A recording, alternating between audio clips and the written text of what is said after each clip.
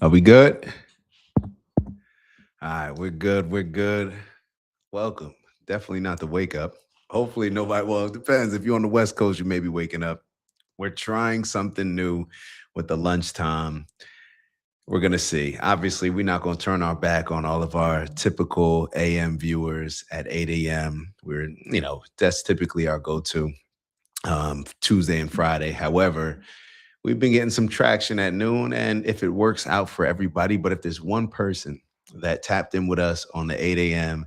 and they can't make it with us at noon, we're gonna have to adjust and adapt because too many of y'all been rocking with us. We've been building this together. So we got to make sure that it is an all-inclusive event. All right. So what's up with y'all, man? We got Big Bro Finn in the building. And as y'all are joining, please make sure that you like, subscribe, all that good stuff.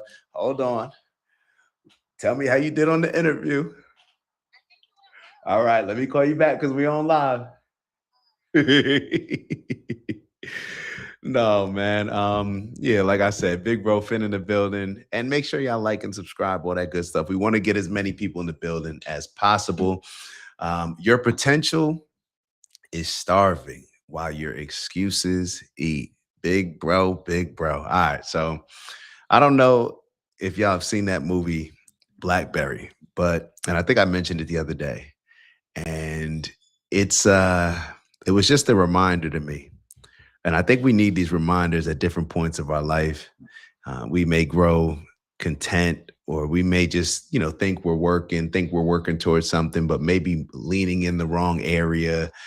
And for me, I'll tell you what it did for me, especially this line in the movie. And I think I told us we showed it before, but it's just being bold. I showed y'all the line in the movie where he says, um, he's like, perfect is the enemy of good. And then the response is good enough. Good enough is the enemy of humanity. Lean in. Whatever it is that you're doing, be bold about it.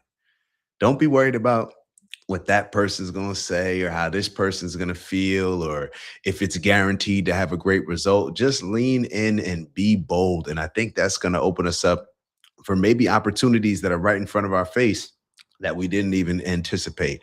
One of them that I'm excited about is we are launching my mother's YouTube channel, Mrs. Caldwell's class.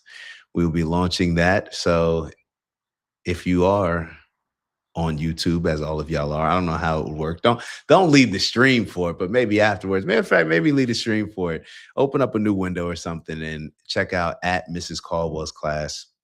And for the first 10 subscribers, we're giving everybody 10,000. Now, let me stop. But no, she's starting from scratch. I think I'm the only subscriber right now. Maybe one other person, but excited to do that and excited to get her going. For y'all that don't know, she taught for like 30 something years, received every single award. She's the GOAT out here when it comes to this teaching. And she stepped outside the classroom for reasons that really had nothing to do with her wanting to, like, it had nothing to do with her wanting to actually just retire. It was based on all these things. And we actually spoke about this the other day with the GLP-1s and how the health insurance is becoming so costly for a lot of the teachers in my hometown that it grew 34%. And she was getting ready to make less working, all year than she would retiring. So it just didn't make sense. But the plan was always to figure something out where it's like, okay, we still got to be teaching. We still got to have the classroom. So now we started building out her classroom set at the house. So I'm super excited about that. So if you get a chance, make sure you go follow her. But what do we have today? First off, we got a couple more quotes from Big Bro.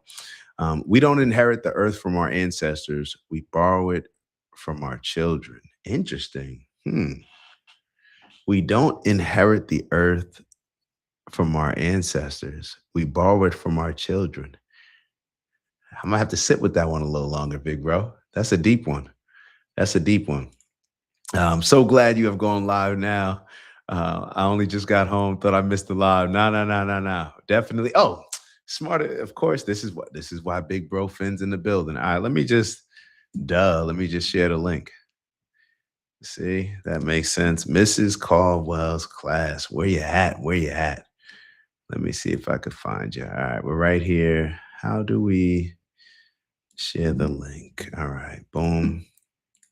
I think it's just YouTube.com/Mrs. Caldwell's class. Oh, that's perfect.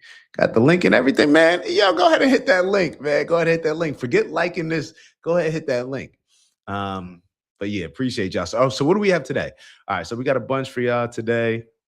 We're gonna get into probably what I would. This may be the biggest win of Donald Trump's presidency. And it's an ongoing win, but it's a win because we finally see somebody who's pushing against the Food and Drug Administration. Now, I know he had certain things that he even did with like lowering the cost of some of our medication when they were charging Americans so much. But then a lot of these prescriptions, like a lot of the GLP-1s, when you go overseas, they're a lot cheaper. But we're going to talk about this GRAS. Does anybody know what GRAS is? So it's generally recognized as safe. And it's something that blew my mind when it comes to health standards of the ingredients that are in our food. Could you imagine that there would be let me rephrase that question. If somebody was going to test, actually, you can't even really be surprised, because I was going to ask that if you had a food company and they had to have certain standards, you would expect that these standards would have to be answered to somebody outside of the actual food company, right? But then it kind of makes sense when it comes to the Food and Drug Administration, because Big Pharma, what do? They hire people to evaluate their product. And then those people that they put money in their pockets, they write a review. And obviously they can pick and choose, these white papers that come out because they're funded by the big pharma companies. And then that's how we find out and get informed on the medicine. So I guess we shouldn't be surprised, but there's been some recent pushback. So we'll go over a video just to kind of get us understood on what GRAS is. And then we'll take a quick look at a video of what RFK Jr. and his MAHA team under Trump are doing. And then we have a couple other interesting videos to review. One is on Jason Whitlock. So it's a Jason Whitlock video, and he's bringing up something that I saw earlier with Ben Crump and a couple different instances. And I want to highlight them because I think it's important for us to look at these type of situations when they occur. As soon as somebody, there were some recent hangings. Yeah, people getting hung. And you hear the story. And a lot of times the speculation and the story that people like Ben Crump will try to paint this racial narrative around something. And then when it comes out that, oh, it wasn't racial at all, you never hear that. So I think it's important for us to realize how we're constantly getting manipulated and rage baited and race baited with a lot of this stuff. So we'll take a look at that. And then we have a couple other videos, one on Malcolm X, interesting video on Malcolm X. Guy makes a claim that Malcolm X actually voted for Barry Goldwater. And that was in one of his chapters when his autobiography came out that wasn't released. I couldn't find any research confirming that, but who knows? He did say, I tell you what, he did say that he thought that Black people would do better under Barry Goldwater. Think about that. So let's keep it moving. Let's keep it moving. Let's get into, and then we got, of course, an update of just another reminder as far as the BS that CNN and a lot of these other mainstream news outlets did, in which they hunted down a doctor this was 2021, during COVID. They hunted down a doctor for saying certain things, questioning the COVID vaccine, questioning some of the tactics that Fauci was suggesting when it came to masks and other things. And they hunted him down. And I wonder if they hunt him down now for an apology to maybe show him some love, because the apology has to be as loud as the accusation, right? So we'll get into that. And I don't think we're going to have time for a video on Iran nationalizing their oil and how certain decisions made years ago are actually impacting what we're involved in, this war over oil right now when it comes to Iran. So let's first start off with this GRAS video that I have set up, and shout out to Big Bro Finn. He's already subscribed. Appreciate you. Definitely appreciate you. Let's get into this first video. Let me share the screen and we shall go from there. First, we got to understand exactly what it is, and then we'll dive into what Trump and his administration are doing right now.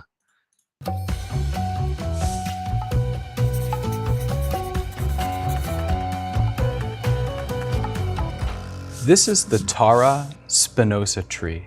Its seeds are commonly harvested to extract Tara gum. That's a food additive used in products like ice cream, sauces, and baked goods.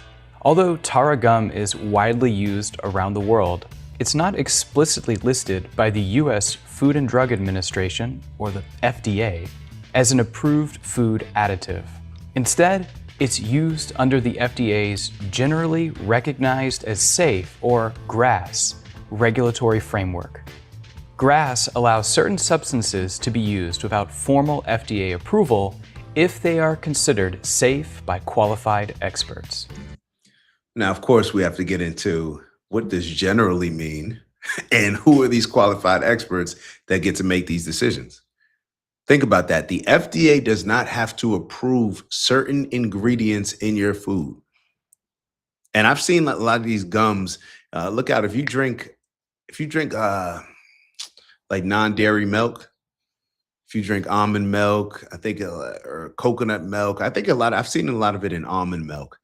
And maybe cashew milk, where they have a lot of these gums, these unhealthy things that I've been told were unhealthy for a few years, but I guess I didn't know exactly why or how they end up in the food, but let's keep going. In 2022, a company used the Tara spinosa seeds in a different way. Not to extract gum, but to mill the entire seed into a novel ingredient called Tara flour. This ingredient was added to a packaged food product based solely on the company's internal GRAS self-determination without FDA review. Shortly after its release, nearly 400 consumers reported serious health issues, including liver dysfunction and gallbladder removal. The product was recalled, and an FDA investigation followed. In 2024, the FDA concluded that Tara flour did not meet GRAS standards and deemed it an unapproved food additive. Wouldn't it be nice to get that information beforehand? Like, what is the FDA doing to not get that information beforehand? And why are they giving such a wide or a long leash when it comes to these food companies? I'm not sure if y'all saw the video yesterday that we did, but it was focused on a lot of these food companies have the same shareholders. Let me say this again. A lot of the food companies have the same shareholders. They're majority of the shareholders, right? The Black Rocks, these other large financial institutions or whatever they call themselves. They own not only the food industries, the companies, but they own Big Pharma. They're some of the biggest investors in both. Why? Because it makes sense. If you can control one, you can control the other. If you can use one to get the people in a particular way, to create your audience, to create your target audience, right? To create your market. And then obviously, like we've always talked about, Big Pharma, they're going to come in and take advantage of all the sicknesses that the food industry is causing. So how could the FDA not be policing this at a higher rate? It's wild. So think about the stuff that you're eating. That's why you can't go wrong when you go less wrong. You know, now they're putting all these chemicals on even the actual food, but this non-processed food, I mean, this ultra processed food, we gotta get off this type of stuff. We got to get off this type of stuff and just eat real food. It doesn't have to be raw. We can still cook it, even though that is a raw. I'm not sure if y'all have ever heard of raw vegan. That is a diet. That is a diet that it actually, I was watching a video the other day on a raw vegan diet, especially alkaline, has been proven or shown, or certain people say, you know, you got to be careful with the wording, that it can actually heal a lot of the cancer that a lot of these ultra processed foods cause. Why would we be surprised that the things that we can find in nature are actually the things that heal us? So let's keep it moving now. The GRAS concept dates back to the 1958 Food Additives Amendment to the Federal Food, Drug, and Cosmetic Act. This amendment carved out an exemption for substances that either had a long history of safe use in food or were backed by strong scientific evidence reviewed by qualified experts. Importantly, these qualified experts can be internal to the company making the GRAS determination. GRAS substances are excluded from the formal definition of food additives and therefore do not require pre-market approval from the FDA. To qualify as GRAS, a substance must be supported by publicly available safety data, be generally recognized as safe by qualified experts, and show a reasonable certainty of no harm when used as intended. This is crazy. This is why, what was it? Was it Finland? I forget what team brought their own food to America for the World Cup. This is why I almost look at it like, are we the laughing stock when it comes to a lot of these other countries where we just get to claim that we're the greatest country in the world, but we have issues like this to where we can get anything approved? Like, these standards should match the quality of what America claims to be. The standard of our food, right? Probably the most important standards are the things that we consume, right? So why not have high standards with a lot of this stuff? The fact that this is okay, it's just another example of who is running things when it comes to America. This is, I, I hate to just blame it on capitalism, but this is an example of just rich people being greedy, not caring about the well-being and health of anybody in our country, and pushing out cancerous, disease-causing fake food because they already came from the tobacco industry, and then they got into the ultra-processed food industry, so one addiction to another, and then they capitalize at the end of all this with being able to then save the day with some other medicine that's not going to heal us, but only manage symptoms and eventually get us worse off and probably dying early and all these other complications. But it's ridiculous that we're dealing with this stuff. There are several ingredients that were commonly used before 1958 and remain GRAS in the United States, but are banned elsewhere. For example, and it was Norway. Destiny said it was Norway. I don't see Destiny's I may have missed your for some reason I don't see your comment. I'm not sure. I was having issues getting on today. Maybe all the Destiny, where are you tapping in from? I'm assuming that you're not on the YouTube. But hopefully Finn, you can continue seeing her comments, because I don't think I'm seeing them. Let's keep going now. But yeah, it was Norway. Brominated vegetable oil, or BVO. This was added to the GRAS list over 50 years ago, and it's been banned in numerous countries due to potential health risk. And in July 2024, the FDA officially revoked its GRAS status.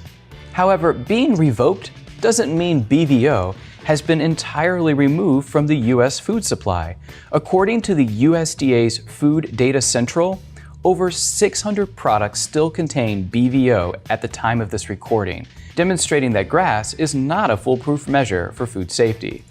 All right, so y'all get the message of it. Let me move on to the next video so we're not focusing too long on this. Let me get to it. But like I said, we have to ask ourselves, why are people scared to push back against this? And who would push back against it? The scientists that get paid by the Food and Drug Administration to run studies on it? Who would step up and say something? So once again, we're left in this position where we have to take accountability based on the things that we're eating. We can't go to a store and just think that we could just pick out whatever food, especially when it's in those middle aisles, all that ultra processed stuff. And, oh, it says fat free. Oh, this must be good. Oh, it says natural ingredients. What is a natural ingredient? What do you have to qualify to be a natural ingredient? So we got to make sure that we're doing our due diligence on this stuff. But once again, I said earlier, I think this may be one of Trump's biggest wins that he's leaning into. And this is something that I don't think a lot of other presidents have done. I mean, you guys tell me if you've heard of anybody pushing back on big pharma and big food. But let's take a look. The Trump administration is trying to close a loophole that allows new chemicals in the nation's food supply. A proposed rule would add new requirements for food producers to declare substances generally recognized as safe. News Nation Washington correspondent Kristen Eskow joins us live. And so, Kristen, how could this process work? So, Sydney, the Health and Human Services Secretary says that when food companies want to designate foods as generally safe, that they would need to go to the FDA, notify the FDA, and provide an explanation for doing so. Americans deserve real transparency. They deserve real food. Health and Human Services Secretary Robert F. Kennedy Jr. says the Trump administration is changing whether chemicals in food can be generally recognized as safe. Rather than food companies declaring this standard themselves, the proposed rule would mandate notification of new chemical ingredients to the FDA for review. Duh. How did we get to a point where this just isn't something that is already established? What could be more important than the things that we are consuming, the things that we are putting in our bodies? When we look at America compared to other like countries, and we see that we're spending 2 to 3 times more for healthcare on us, but we're dying early. Like, who looks into this stuff? Somebody at the top needs to be fired. And shout out to Destiny, one half of the twins. I didn't even realize. I'm like, okay, so now I feel like I got a lot of pressure on the show with Destiny being on here. I should have prepared better. But Destiny, I almost have a question for Destiny. This is a good sign. If kids are beginning to learn this and kids are seeing on social media that why are these countries bringing food to America? See, kids are starting to have a certain sense of awareness, and they have access to a lot of this information, like a lot of these different topics that we talk about that our parents didn't have access to. Think about this. The Food and Drug Administration they didn't even hold the food companies accountable to having safe foods. This is something that they should be proactive about, not anything that RFK Jr. should be having to push them about. This is just common sense. But of course, when smart people, what do we always say? When smart people act dumb, something is up. It's intentional. So it's just another example. But I'm glad that the youngins are definitely aware of this stuff, because they're not sitting back and just being naive. Like, I'm not going to say like a lot of us have in the past, but that combined, the laziness combined with the trust, being naive a little bit, and then also not having as much information. So we also got to be aware of that. But let's keep it moving. Proposal will give the agency greater visibility into the substances that are entering our food supply. FMI, the Food Industry Association, which represents retailers and producers, called the proposal, quote, an important step, but argued in a statement, quote, durable reform requires Congress to give the FDA the clear mandate, tools, and resources necessary to modernize the GRAS program effectively. But at the same time, U.S. health officials are dealing with 2 outbreaks of contaminated food. Kennedy declined to respond to a question on the outbreaks. Mr. Secretary, any update on cyclospora and salmonella? Taylor Farms has now... He declined while he's walking out. I don't know if that's technically considered a decline, but okay.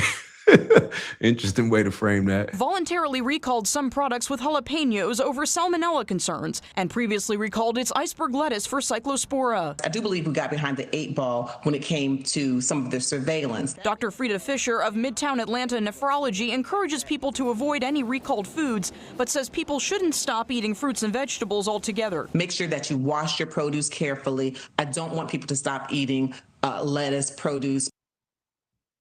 And according to CDC data, nearly 23,000 confirmed or suspected cyclosporiasis cases have been reported nationwide. The CDC says it is investigating multiple clusters. Maddie? Bye. That's not what we're watching. Hold on. How did we get here? All right, so that's it for that. So once again, shout out to RFK. Shout out to Trump's administration for doing something in a more positive direction. We always call out all the negative stuff, but that's something that is definitely important. If we do go back, y'all remember I was an RFK guy. So whenever RFK Jr. can get a win, I'm always happy about that, because I do think that he has a history of fighting for the little guy. When you look at his background as an attorney, environmental attorney, he's fought for the little guy over and over, and he's fought for a lot of the right reasons, when it comes to pollution, whether it's water pollution, whether it's land pollution. He's done that throughout New York and New Jersey. So seeing him be the one pushing this, I'm not surprised, but I am glad that Trump actually gave him the ability to actually challenge these food and drug companies. So let's keep it moving. Shout out to Randy in the building. Shout out to Romulus. Shout out to Alex. And now, like you said, Alex, now that we know better, we have to do better. We have the resources. There's no excuse at this point. We have to be skeptical with all of this stuff. Once we figure out that somebody is willing to take advantage of us just to put $1 in their pocket and not care about the risk that they put us in when it comes to our health, the risk that they put our kids in, the risk that our elderly, across the board, everybody, right? We have to, there's no excuses at that point. If you continue to trust the process and to trust the establishment-based science, then that's on you. That's on you. Let's move on to the next topic. Where do we want to go? Where do we want to go? All right. So this was, where are we going to go? We'll go Ben Crump. Interesting video. Jason Whitlock reported on this. We'll review Jason Whitlock's opinion and then figure out if this is a trap that we've fallen into. I know that I've fallen into it, but I think it's just important for us to realize that when we're seeing a lot of these things, these nude headlines, to understand that they all are trying to get us emotionally engaged. They're trying to trigger us, and they're trying to say and do whatever they can to get us to, one, pay attention to them, but then to label them as some sort of savior to alleviate some sort of pain that we're feeling by whatever it is that they're throwing at us. So let's take a look at this video. Let me share the screen first. I guess that would help. And let me know your thoughts on the way. There is always going to be a Ben Crump. There always has been a Ben Crump. Tasia Fortune was 29 years old.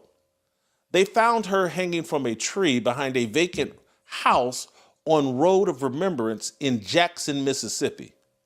Monday night, neighbors called it in. Coroner identified her Thursday. Autopsy still pending. Manner of death still not ruled.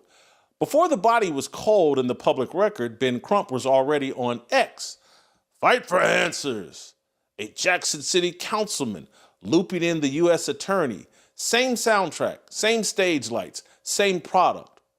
Walk the last 12 months in Mississippi with me. September 2025, Trey Reed, 18, Delta State, found hanging. Crump arrives.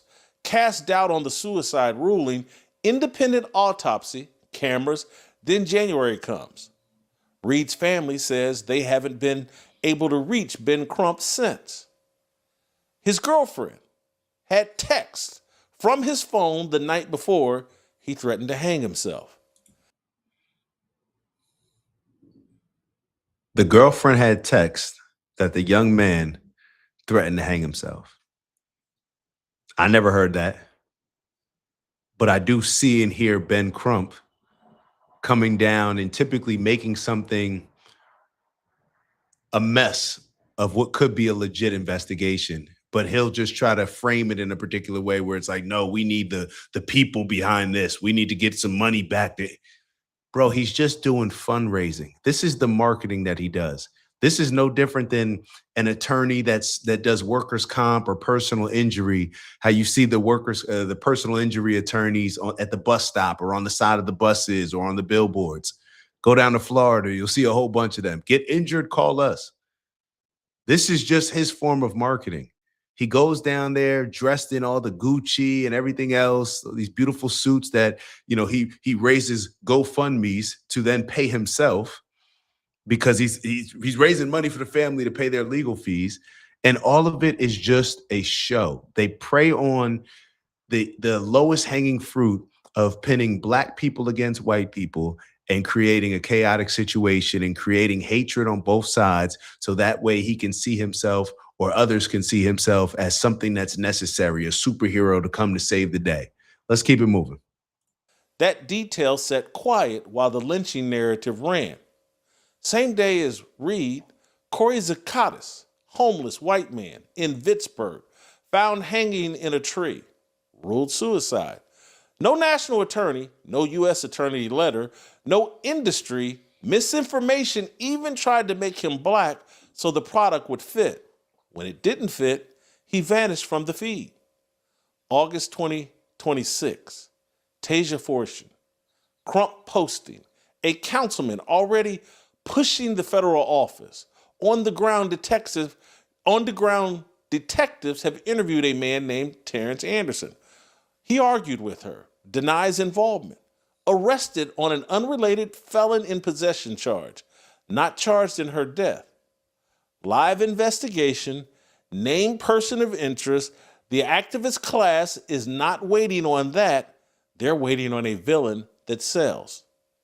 3 hangings, 1 lawyer, one apparatus that only activates when the inventory matches the pitch. Look at the screen.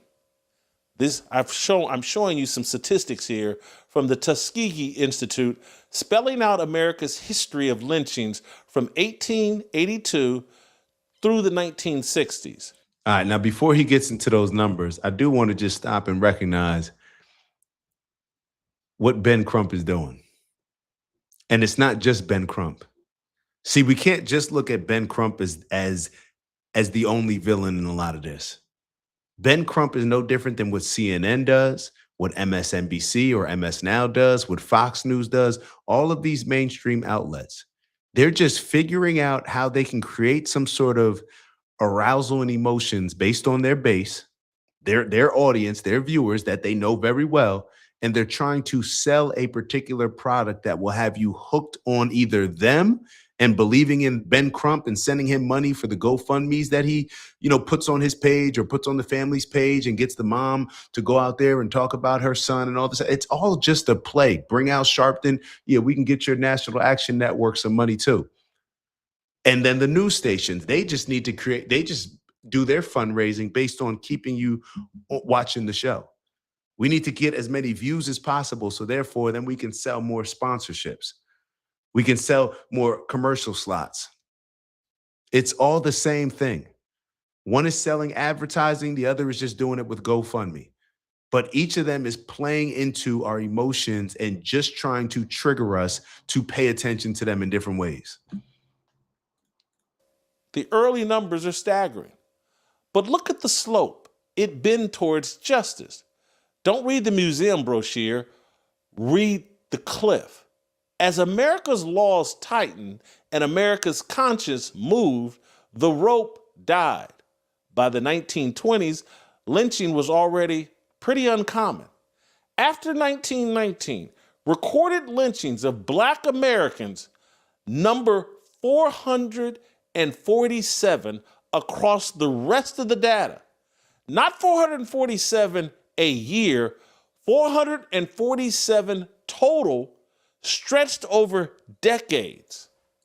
We don't even really need to get into, the numbers and stuff, because I know Jason Whitlock is trying to prove a point, but I mean, I don't think you have to go this far to prove what the actual point is. I don't think that you're going to put up a graph and show that, after the 20s, there was only 400, and something that were acknowledged or that were reported.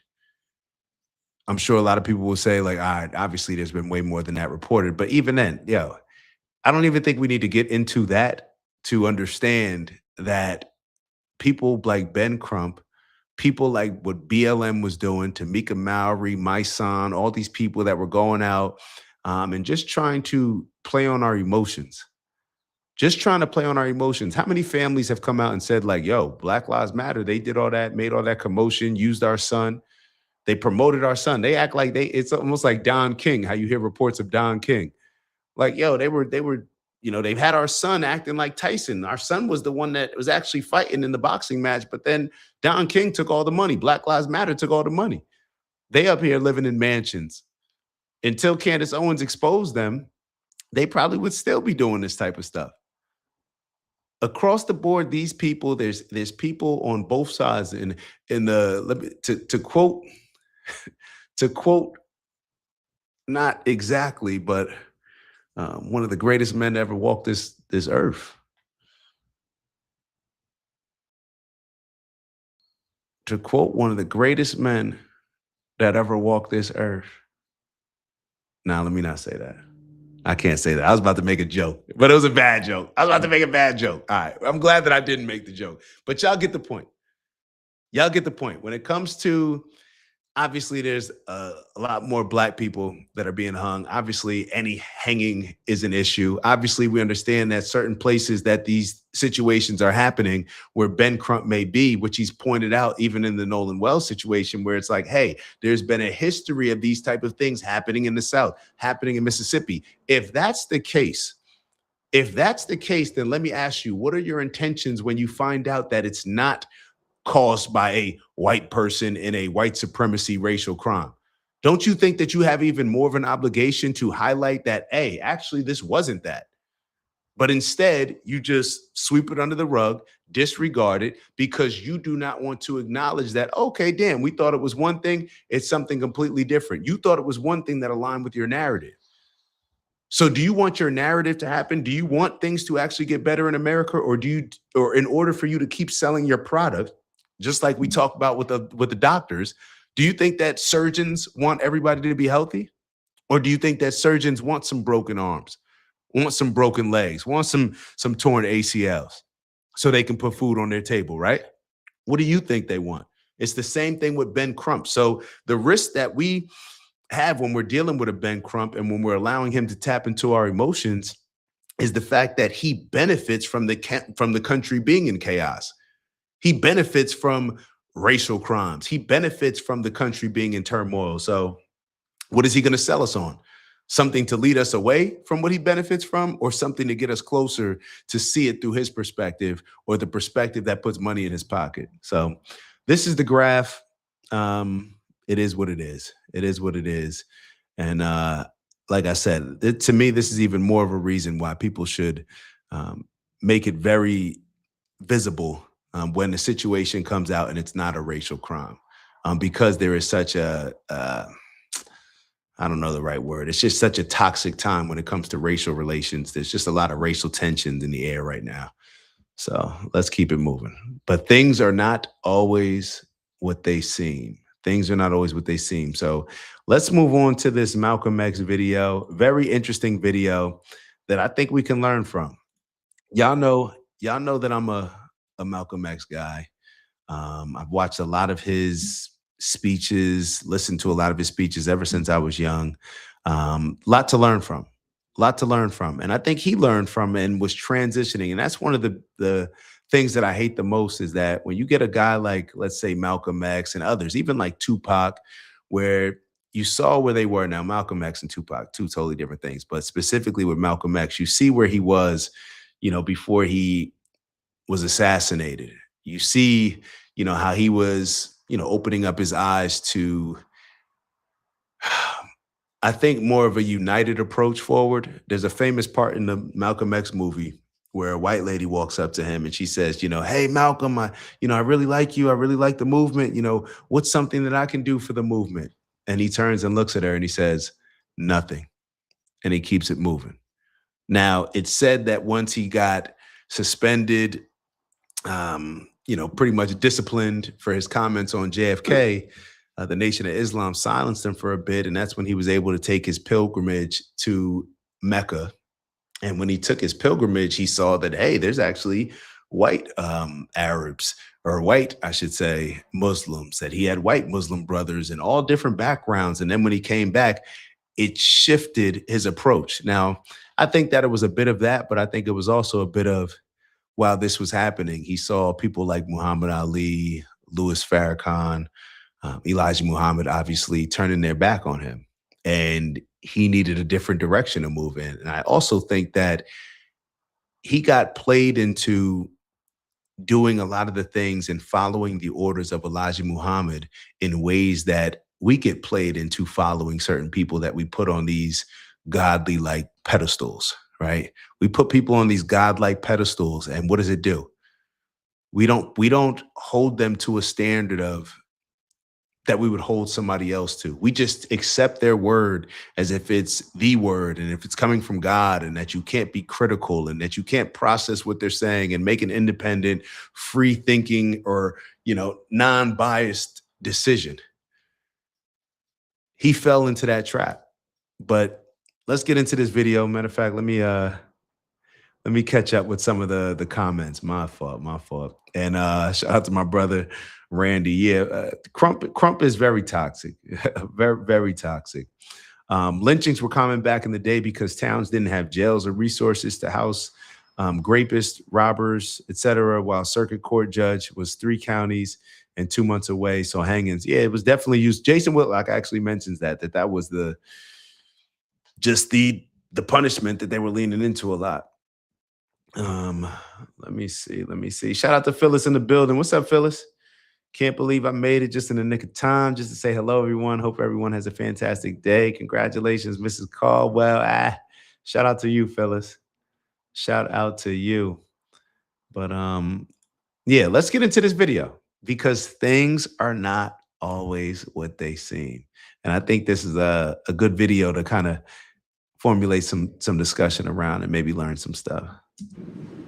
Malcolm X left the Nation of Islam, okay, because he found out that the Nation of Islam was being financially subsidized by a man by the name of Harold Lafayette Hunt, H.L. Hunt, a multi-billionaire oil man out of Texas. And I just want to read the bottom. So Haroldson Lafayette Hunt Jr. lived from 1889 to 1974, commonly known as H.L. Hunt, was a prominent American oil tycoon and conservative political activist. He amassed one of the largest personal fortunes in the United States during the 20th century. H.L. Hunt, who was also responsible for the planning of the JFK assassination. The night before JFK was taken out, JFK was taken out on the 22nd of November, 1963. On the 21st, H.L. Hunt, members of the FBI, J. Edgar Hoover, Clyde Tolson, members of the CIA, NSA, military intelligence, the Pentagon, H.L. Hunt, along with the heads of ABC, CBS, and NBC, and the BBC, and the CBC, including the heads of the Associated Press and the United Press International and Reuters, met in the home of Clint Murchison Sr. Clint Murchison Sr., whose son created the Dallas Cowboys, Clint Murchison Jr. Clint Murchison Sr.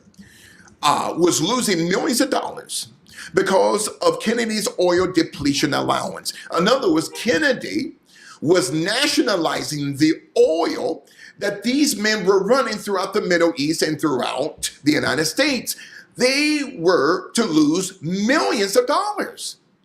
H.R. Hunt was at that meeting, including LBJ. So Harold Lafayette Hunt. And I don't know if y'all saw me typing in the background, but sometimes I had to confirm some of this stuff.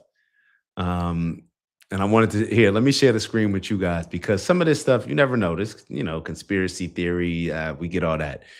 Like right now, the conspiracy theories, I don't think they're as much conspiracies as they once were seen as. So let me take a look.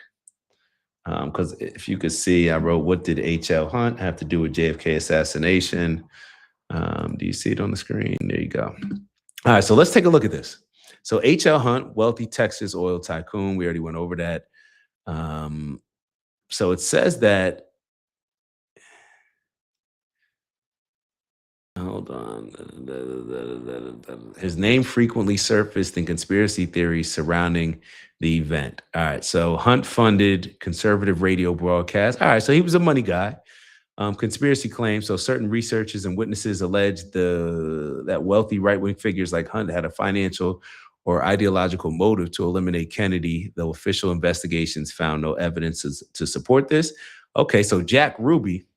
So Jack Ruby is the guy that shot Lee Harvey Oswald. Let's take a look at this. H.L. Hunt's name and contact information appeared in the personal address book of Jack Ruby. Address book, interesting, but I don't know if you could say that. So the nightclub owner Damn, a nightclub owner shot Harvey Lee Oswald. Instagram. Investigators treated this as circumstantial, noting that Hunt was a well-known public figure in Dallas and his contact info was widely circulated. All right, so then I looked at Clint Murchison, and I spelled it wrong, but here we go. So according to the JFK conspiracy lore, H.L. Hunt allegedly met with Clint Murchison Sr., Vice President Lyndon B. Johnson, FBI Director J. Edgar Hoover, and former Vice President Richard Nixon. This purported gathering is known in assassination folklore as the Murchison meeting or the Murchison party. Hold on. So they did meet. Let's see exactly when. So it says investigators have thoroughly debunked the allegation. That sounds like the talk around vaccines, right?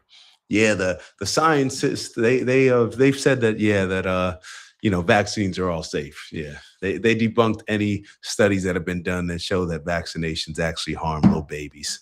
It's got to be something else. All right. So let's keep it moving. So an opulent, high-profile social gathering was hosted at the Dallas mansion of oil tycoon Clint Murchison Sr. on the evening of November 21st, 1963, the night before JFK was killed. This is just giving Charlie Kirk energy. And that just popped in my mind. Like these meetings, the guest list, Brown claimed the party was attended by Hunt, Murchison, J. Edgar Hoover, his companion, Clyde Tolson, Richard Nixon, and Texas oilman Sid Richardson.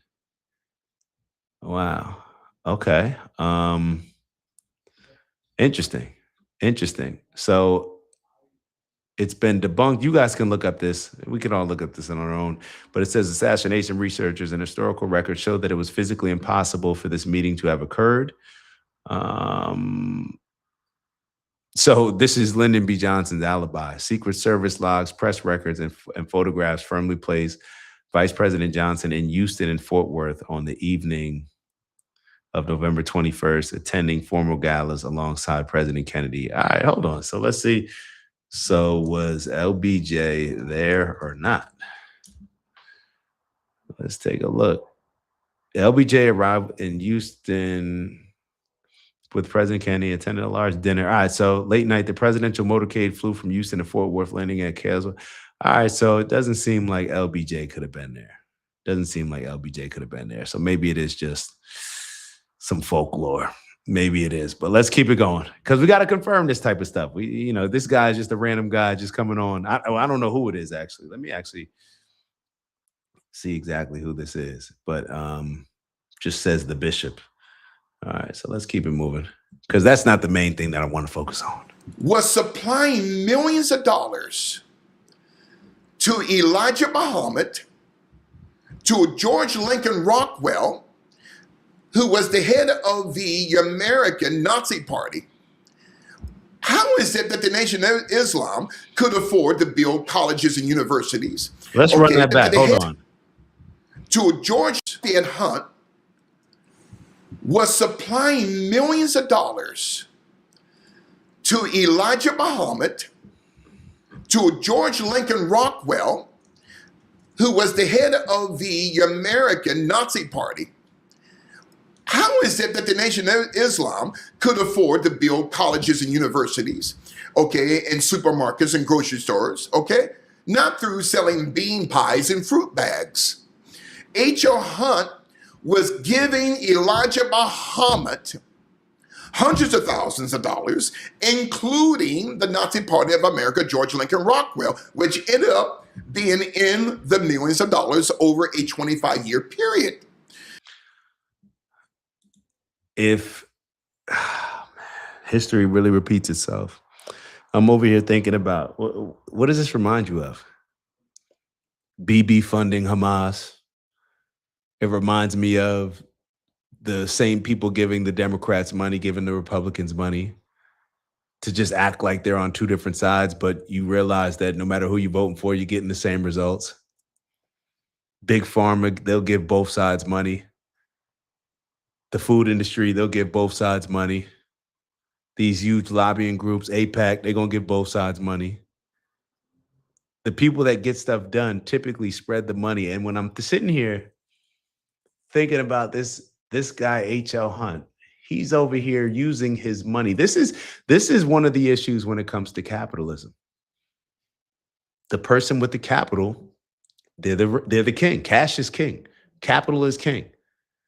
So here you have him able to play these groups, and it's a reminder about these groups, in my opinion. It's something to be said about the Nation of Islam in particular.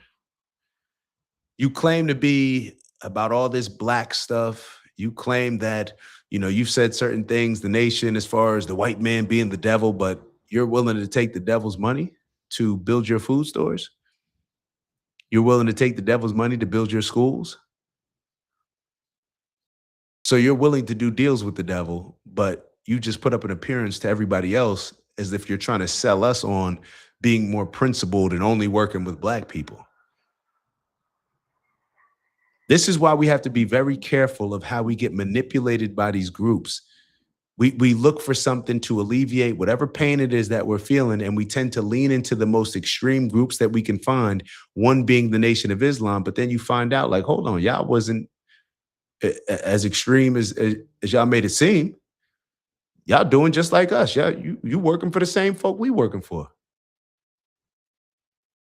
And even worse, you're taking money from people that you got us believing, like you telling them they're the blue-eyed devils, but then you taking money from them. These groups, these cults, it doesn't matter whether it's a frat, whether it's somebody's religions, whether it's these, whatever tribe people are associating themselves with, secret society, whatever. Think for yourself, man. Think for yourself. We do not realize when we're getting manipulated, when we're in a crowd and everybody's moving in the same direction and everybody's getting herded like sheep. Think for ourselves. This has to be something that we take into account and stand on, because we see over and over situations like this where we get manipulated and fooled with our emotions to follow certain things that are not what they claim to be. Whether it's the Nation of Islam, whether it's the Food and Drug Administration, whether it's Big Pharma, whether it's the political parties across the board, they're all just, they'll say and do anything to get us to follow them. Let's keep going. In order for H.R. Hunt to control the Nation of Islam and to control these other puppets, George Lincoln Rockwell and the American Nazi Party, Malcolm found out about this, not just because the reason why Malcolm was not just because Elijah Muhammad was sleeping with teenage girls. That was part of it. But the main point was because an organization that Malcolm believed in was supposed to be pro-black, pro-family, black family, was being ran not by Elijah Muhammad, but by a white oil man, billionaire in Texas, H.R. Hunt, whose grandson owns the Kansas City Chiefs, Clark Hunt. So H.R. Hunt, and just to be clear,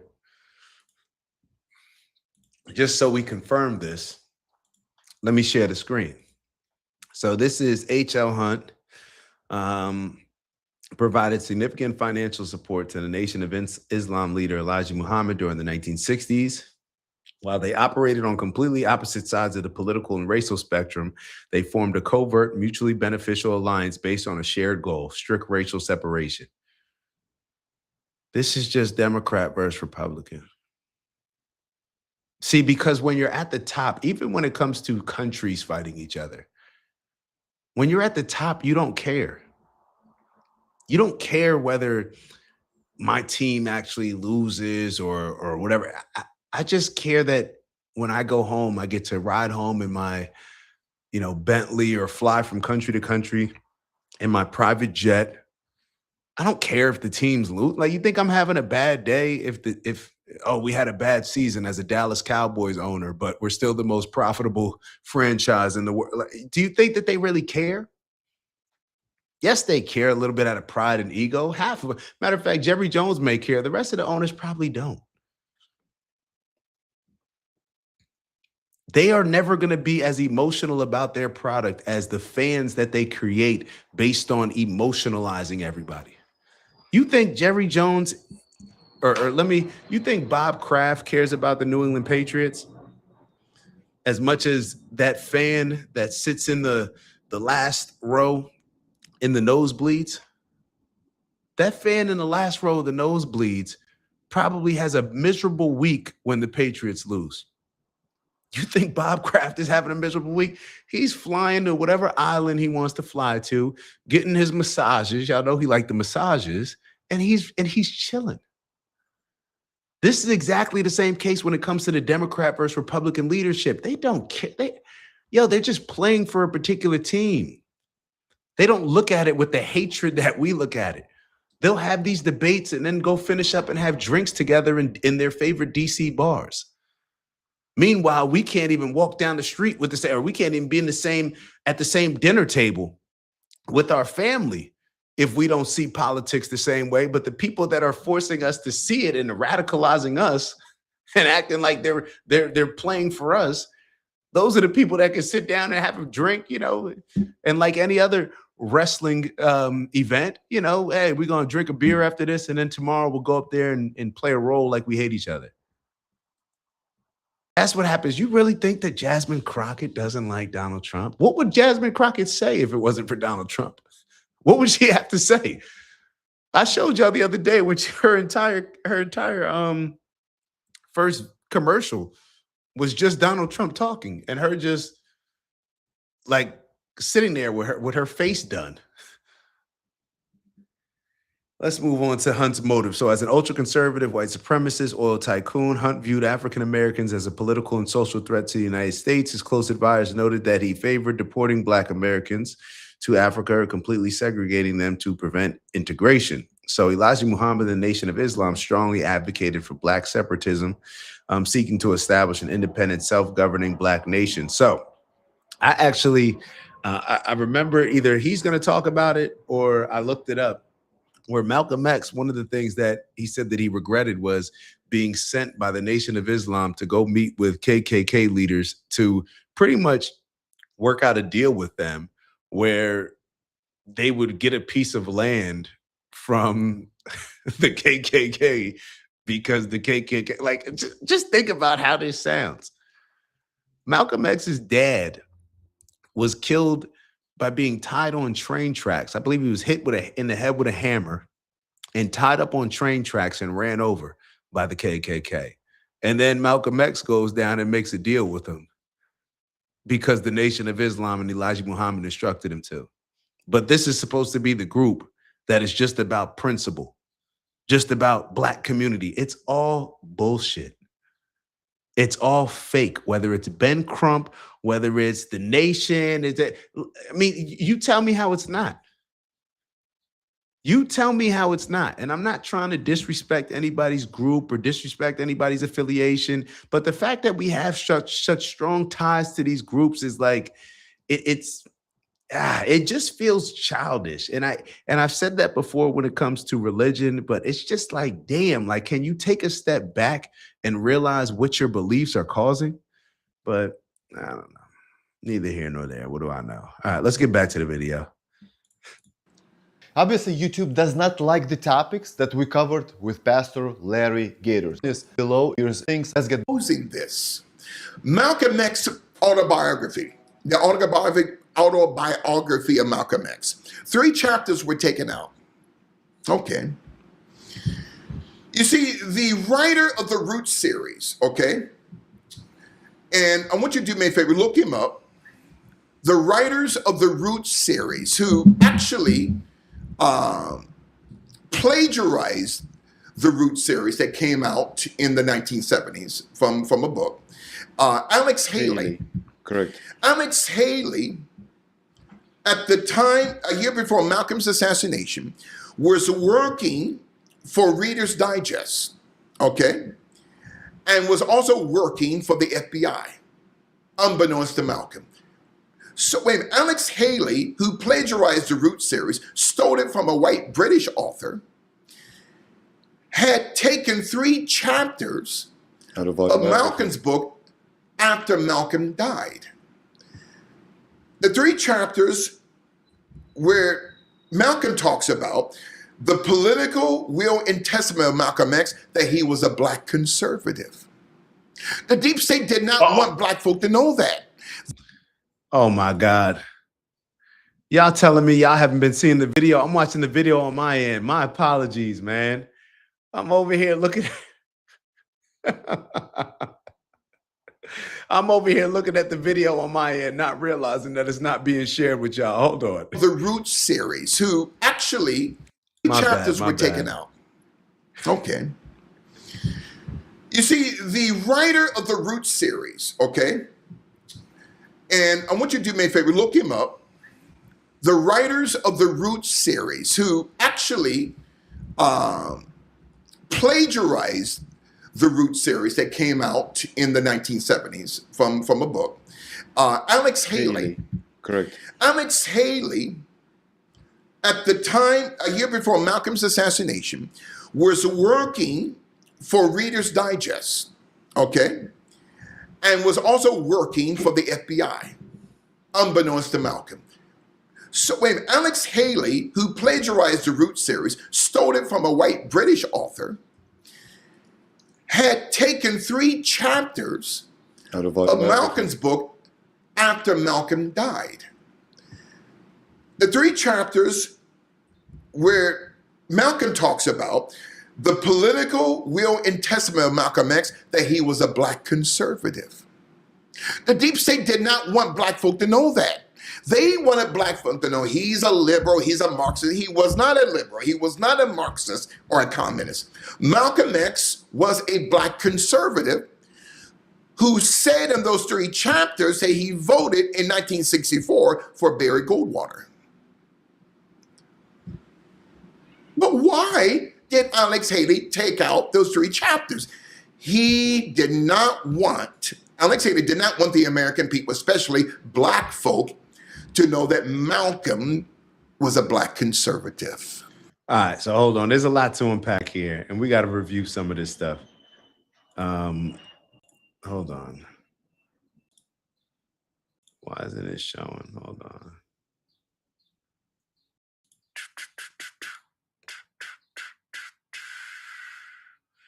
One second. I got to share this one. Hold on. Stop sharing. Share this tab instead. All right. Can y'all see it? All right. So we got to unpack this. So I asked, was Alex Haley working with the FBI? Because that's a big, allegation. It says no, Alex Haley was not an official FBI informant or agent, but he did have a compromised relationship with the borough while reporting on Malcolm X. Biographical research and declassified documents reveal that the FBI utilized Haley's journalistic work to advance its counterintelligence goals against the Nation of Islam. So they used his journalistic work. Well, I mean, just because they use your journalistic work does not mean that you're cooperating or that you have a compromised relationship. Haley knowingly or unknowingly incorporated FBI leaks into his early reporting. Hold on, man. Nah, y'all can't be saying, hold on. We need to know this. Hold on. I got to zoom out. Hold on. Was there a connection or not?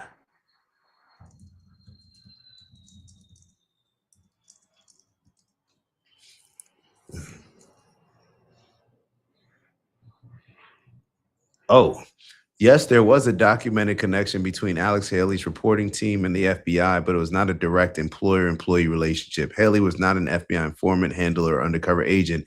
Instead, he and his writing partner acted as a media conduit for the borough. I don't even know what this means. The primary connection occurred through Haley's close collaborator and fellow journalist Alfred Balk in 1962, while the two men were researching a major national profile in the Nation of Islam.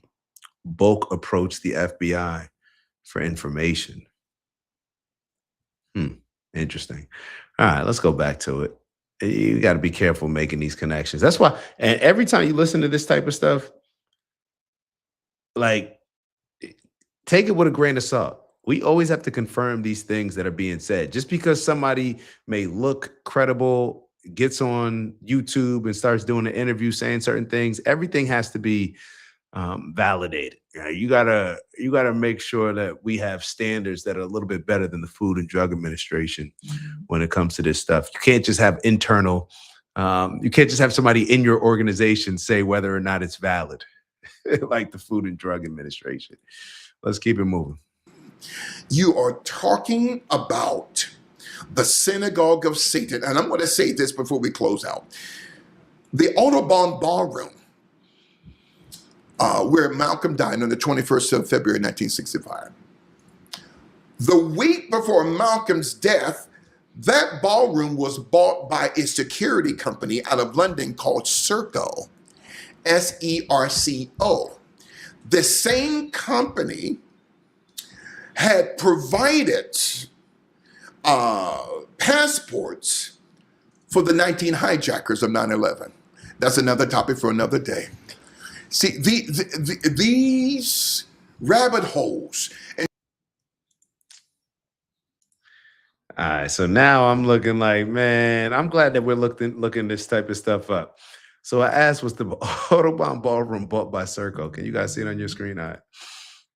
During the 60s. No, the Audubon Ballroom was not bought by Serco during the 60s. In fact, Serco, a British government service company, had nothing to do with the property. The actual ownership history of the Audubon Ballroom during that decade is fully documented. If you are researching, so there's absolutely no connection.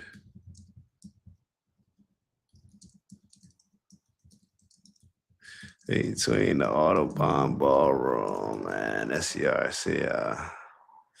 Let's check.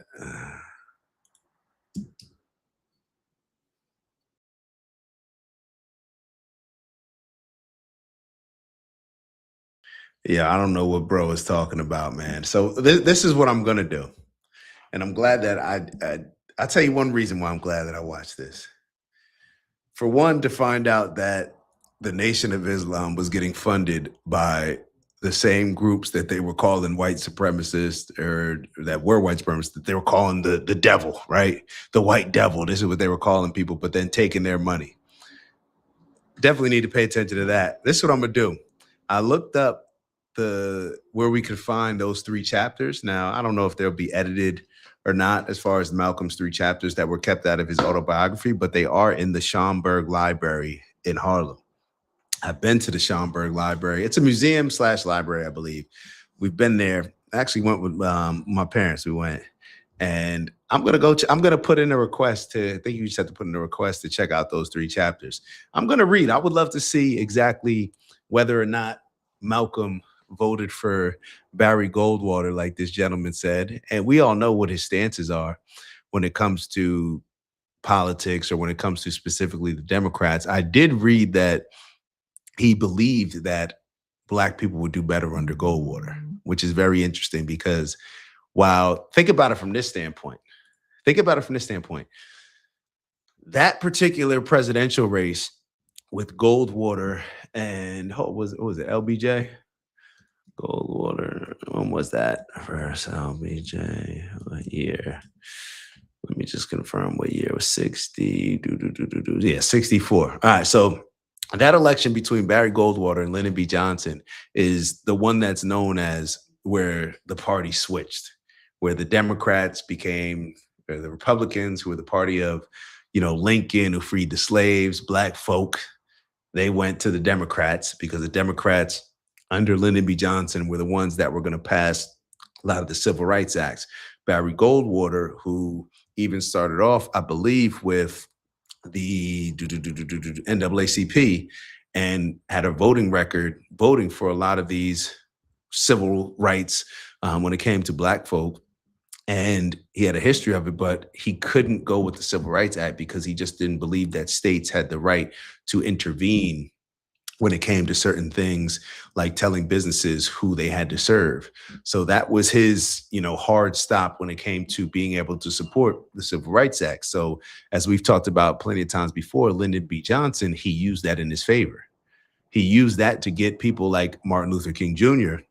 and a lot of the other Black folk that wanted social programs, that wanted desegregation to happen, that wanted to be able to go and shop at white stores and all these things. Those were the ones that got on board with it. And that's when MLK, as we've said over and over, allegedly made the comment that he's feared that he's led his people into a burning house.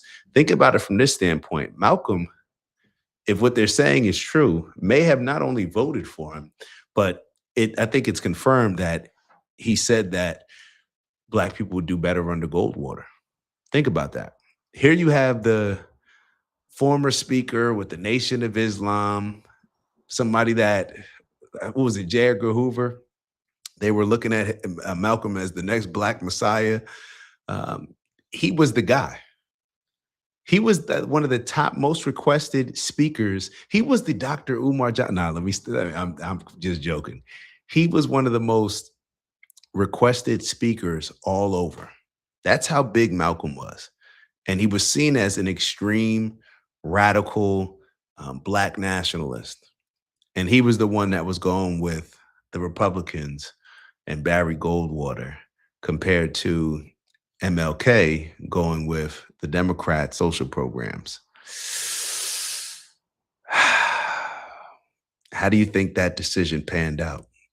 And maybe this is why they had to get both of them out of here, because I think what happened is they ended up, going in maybe these directions, but then kind of getting ready to come back together. I believe Coretta Scott King was the one that reached out to Malcolm and they had a conversation. I'm not sure to what extent MLK and Malcolm ever collaborated, but I know that later on in both their lives, at the end of both their lives, that they were making plans of uniting rather than arguing and bickering and talking about each other. And we all know that that would be a lot bigger threat than the divide and conquer tactics that America wanted them to be under. So just that to say on that. But he did it with Black folks in mind. Yeah. And this is the thing. Decisions can be made. It's not anything to look at MLK and say, oh, he's a bad person because he made a bad decision. One thing that I do think goes unnoticed, which is how disciplined of a person Malcolm was and how he actually lived based on the standards that he was promoting. And I think that goes a long way. I think those are some of the issues that he had with the Nation of Islam. And when you hear some of the stories about MLK Jr., him being a, womanizer and things of that nature, it does do something. It does change something in my eyes, at least, when you're willing to stand on the things that you're actually preaching. When you're talking about Black family, when you're talking about being for the cause and all this other stuff. And maybe that's just your definition of what a Black family should be or whatever. But I value the discipline of Malcolm to actually live the way that he was preaching, practicing what he preaches, whether you agree with him or not. I can go down with somebody who, I can go down with a leader who's actually living by the things that they're telling everybody else to follow, rather than somebody who's telling us one thing, but then living a different way. So, all right, let's finish it off with, hold on. What does daft mean? Don't be a daft, Andy. What does daft mean? Damn, I feel racist saying Black folks. You heard me say it. Ain't nothing wrong with saying, man, knock it off, man. Knock it off. White folk, Black folk, whatever you want to call it, man. It's a shame that we even trivialize our ethnicities or whatever you want to call it, just based on a color that none of our skins are actually, but it is what it is, right? That's the greatest example of how animalistic and non-humane, like inhumane we've become when we just black, white. Like that's like what? That's the description that we're using now? Like, I don't know. Just funny. All right, so let's look at this last topic. We gotta keep leaning into these ones. All right. So a lot of people, especially a lot of the Democrats, I don't know why. Why are all the Democrats opposed to us, looking back at what happened in 2021, 2020 with COVID and Fauci and how y'all made us feel so bad just because we said, do your own research. Y'all just forced us to trust the science, and that questioning Fauci is questioning science. You're not questioning Fauci. Didn't Fauci say that in the third person he spoke about him? You're not questioning Anthony Fauci. You're questioning science. Yo, so this is why we got to keep our foot on all their necks, because we can't allow this type of situation to happen again. And we have to be reminded, these people are supposed to be journalists.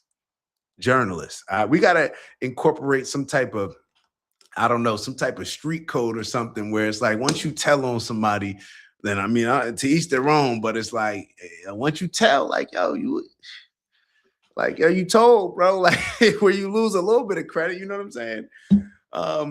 It's like these journalists, they could just say whatever and then hop on the news the next day, and for whatever reason, we'll still believe them. it's actually insane. But let's take a look at this video. This is something that brings me joy to share with you. It makes me sad in a lot of ways, but it also brings me joy to share with you, because I think that it's important for us to highlight the people that actually were courageous enough to stand up against all the pressure from the media, these doctors' organizations, pharmaceutical organizations, fake science organizations, and others. So let's take a look at this.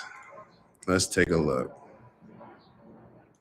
The Biden administration has come down hard on vaccine misinformation, but one Florida doctor has seemingly gone to great lengths to perpetuate it. 360's Randy Kay now with the story, the hunt to find him, and the reasons behind his actions. He is the ultimate super spreader, not of the coronavirus, experts say, but of misinformation about COVID-19. His name is Dr. Joseph Mercola. It is very likely that most people in America, if not the vast majority of people in America, have seen misinformation that has originated with this super spreader of lies and misinformation. That's exactly why the Center for Countering Digital Hate, a nonprofit tracking misinformation about COVID online, put Dr. Mercola, an osteopathic physician, at the top of its disinformation dozen. Just think about it from this standpoint, the type of danger that these news outlets put people in.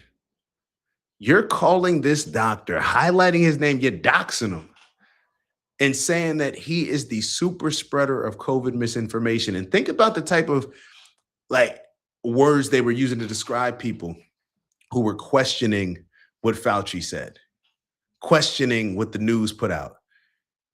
Think about they're calling them, they're saying like, you're responsible for killing people's grandparents. You're the reason why things can't open. All these different things, right? From me not being able to go, to the restaurant or to wherever, to you're the reason why, my family was killed.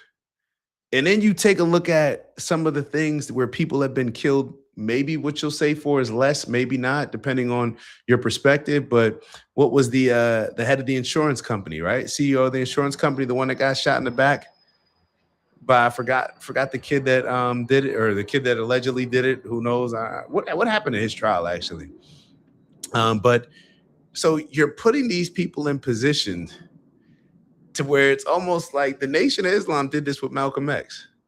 Matter of fact, this is what that guy, Frank Turek, he did with Candace Owens just the other day, saying that, if this was biblical times, then Candace Owens would be, God said that he would, kill her with a sword. And it's like, whoa, bro.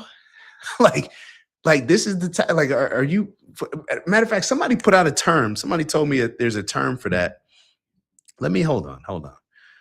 This is, man, hold on. I have to show y'all this. There was a term, that somebody put out in a video. Hold on, give me a second. I got to share this term with y'all because it was a term that I'd never heard before, but it's something that you see often where it's almost like people are calling for violence on somebody. Here it is right here. All right, let me just bring up the comments.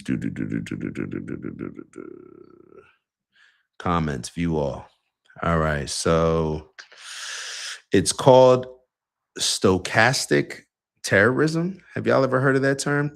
I haven't even looked it up, but it's called stochastic terrorism. Stochastic terrorism is the use of mass media, provocative language, or public statements to incite random acts of ideologically motivated violence. That's what these news stations are doing, bro. When you put out something like this, especially when people don't think about how you feel about it now. Think about during those times with all the fear, all the hate, all the division that was being created in 2021. A list of 12 people, the group says, were the source for sharing 65% of all anti-vaccine messaging on Facebook and Twitter from February 1st through mid-March. We tried to track down Dr. Mercola to ask him about the misinformation he's been posting, like masks may not work, vaccines could be dangerous, and vitamin C and D can prevent or treat the coronavirus. Do they have to go back and correct this? Like, this is crazy. Listen to what she just said, spreading misinformation. Through mid-March, we tried to track down Dr. Mercola to ask him about the misinformation he's been posting, like masks may not work. That was confirmed. That Fauci just made that up. Vaccines could be dangerous. That is also confirmed. And the fact that they said could be, and not even that they are, what issue do you have with somebody saying that? Especially when it's true. In which Fauci also knew when he was telling people that it's safe for pregnant women, and it seems like they also knew that it was actually very unsafe, and that the rate of miscarriages was something crazy. Like they reported, I'm going to get the numbers mixed up. They reported something like 15% or 12%, and it actually was like 80-something% or something crazy like that. And vitamin C and D can prevent or treat the coronavirus. Vitamin C and D can prevent or treat. Well, why wouldn't vitamin C and vitamin D treat? Maybe not cure, but why would it not treat? Does everybody know what vitamin C does? And of course, them telling us to stay in the house was for what? Especially when it comes to Black people, most of us are already vitamin D deficient. Vitamin C and vitamin D, those are some of the most important things that we need to fight off illnesses. We first tried to find him at his office in Cape Coral, Florida, outside Fort Myers. I'm looking for Dr. Joseph Mercola. Not here. Next stop, more than 220 miles away, Ormond Beach, Florida, which Dr. Mercola calls home.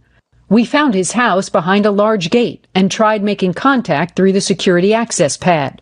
Later, we spotted Joseph Mercola riding his bicycle. Once he stopped, we thought this was our opening to get some answers as to why he's pushing false claims about masks and the vaccine. How are you? I'm Randy Kay with CNN. Can we ask you a couple questions? We just want to talk to you about vaccines and what you've been saying about them. Do you feel responsible for people who didn't get vaccinated, possibly got sick and died because of what you told them about the vaccines? So despite all his bravado online... Yo. Is the apology as loud as the accusation? Because of what you told them about the vaccines? So despite all his bravado online, Mercola suddenly had nothing to say. Though after we emailed him questions, he responded saying, I encourage every person to fully educate themselves to make individual decisions about medical risk-taking. Throughout the pandemic, he's been quite outspoken. I wanted to go back to this, the reason. Hold on. They're putting this up as if that's like a win for them. His response, I encourage every person to fully educate themselves to make individual decisions about medical risk-taking. If more of us did that, there would be no big pharma. It would be little pharma. Let me say that again. If more of us did this, what he suggested, in a very casual way, what he's telling us,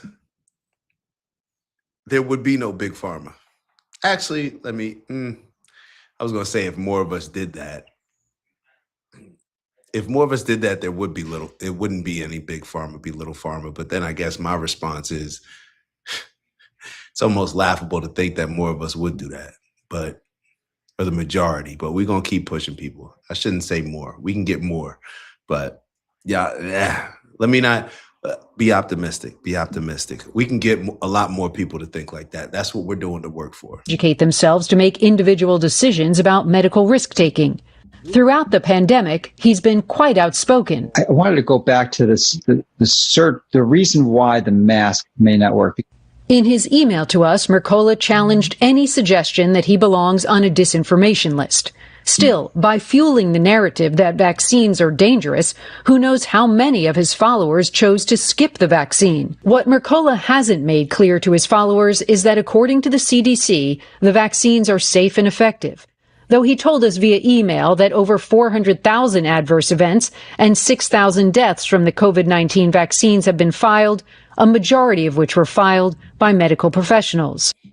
I also wanted to highlight something that they talked about earlier that I'm not sure y'all may have caught, but he's an osteopath, right? So let's look up the difference between an osteopathic doctor and a medical doctor. All right, so let's get in AI mode. So an MD, let me make sure it's on the screen.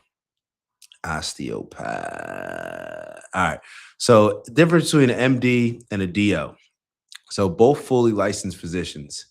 They both diagnose illnesses, prescribe medications, and perform surgeries. All right, so the primary difference lies in their medical philosophy. Take a look at this, and practical training techniques. So let's take a look at their medical philosophy and their practical training techniques, and you tell me which you would prefer having your health in their hands, all right? MDs practice allopathic medicine, which focuses on evidence-based treatments and disease-specific interventions. DOs practice osteopathic medicine, taking a holistic, whole person approach that heavily integrates the musculoskeletal system into overall health. Let's look at some of the philosophies. So an MD is treating specific symptoms or illnesses. Osteopathic, as we said, holistic wellness, prevention, and lifestyle. You mean like eating healthier? So these people over here, they're taught if somebody has diabetes or pre-diabetes or high blood pressure, hypertension, everything across the board, right? If they have all these things, then what are these things? Oh, they're going to treat the symptom or the illness and give you what? A pill, right? This is who Big Pharma is paying for. This is who Big Pharma is sponsoring to evaluate their medicine.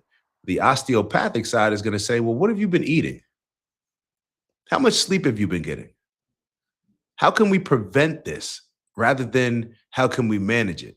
That's at least how I'm seeing it. So special training, no mandatory manual therapy training. No mandatory manual therapy training. 200 hours of osteopathic manipulative treatment. Okay. 4 years of undergraduate, 4 years. Okay, so both 4 years, both the same. Licensing exam is a U.S. medical licensing examination. It's a little bit different. Heavily represented in specialized or research heavy roles. Research heavy roles. Research done by who for who? More likely to enter primary care fields. So it seems like this is a huge difference between these two. But think about how we look at an MD compared to a DO. Very different. Very different. So just something to consider. Just something to consider. Like Mercola said, right? What did he say? He said, I encourage every person to fully educate themselves to make individual decisions about medical risk taking. Educate yourself and move accordingly. All right, let's get out of here. I gotta go. I got a meeting at 2. I'm gonna let y'all go as well. But before we leave, of course, we're gonna do our breath work. Yeah. They overstepped with COVID and so many people woke up. That's the one good thing that hopefully a lot of people woke up. But let's do our breath work where we're going to go through the regular series, 4-second inhale, 4-second hold, 4-second exhale, focusing on positive energy out and in the entire time. So let's begin. If you're in a safe place, close your eyes or do what you feel is best for you. And we will begin with an inhale. Ready? Begin. Hold. Release.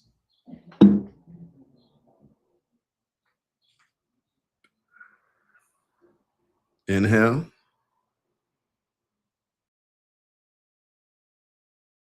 Hold. Release.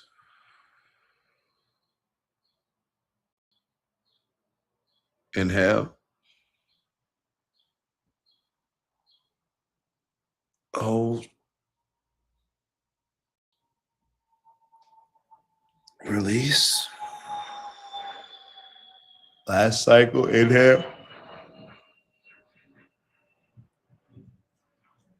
Hold. Release. Y'all know we come here to do, man. Make sure before you tap out, you hit that like button. Let's continue to elevate on purpose and strive to become the best leaders that we can become.